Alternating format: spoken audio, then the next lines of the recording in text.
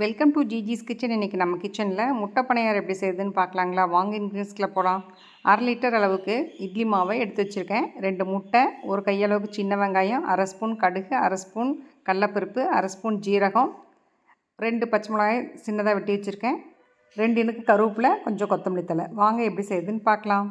இப்போ stove on பண்ணி ஒரு கடாயில் 2 ஸ்பூன் எண்ணெய் ஊற்றி வச்சுருக்கேன். எண்ணெய் காஞ்சிருச்சு. இப்போ கடுகும் கடலப்பருப்பையும் போட்டுக்கலாம். அதுவும் பொரிஞ்சிருச்சு. ஜீரகத்தை போட்டுக்கலாம். அடுத்து பச்சை மிளகாயும் போட்டு நல்லா ஒரு வதக்கிட்டு, அதுக்கடுத்து கருவேப்பிலையும் போட்டு வெட்டி வச்ச வெங்காயத்தையும் போட்டு நல்லா ஒரு வதக்கிக்கலாம். ஒரு நிமிஷம் நல்லா வதங்கட்டும், அப்புறம் பார்க்கலாம். இப்போ வெங்காயம் நல்லா வதங்கிடுச்சு. இந்த ஸ்டேஜ் போதும். ஸ்டவ் ஆஃப் பண்ணிவிட்டு கொஞ்சம் நேரம் ஆறட்டும். 2 முட்டையை உடச்சி ஊற்றி வச்சுருக்கேன். இதுக்கு தேவையான அளவு உப்பு போட்டு நல்லா பீட் பண்ணிக்கலாம்.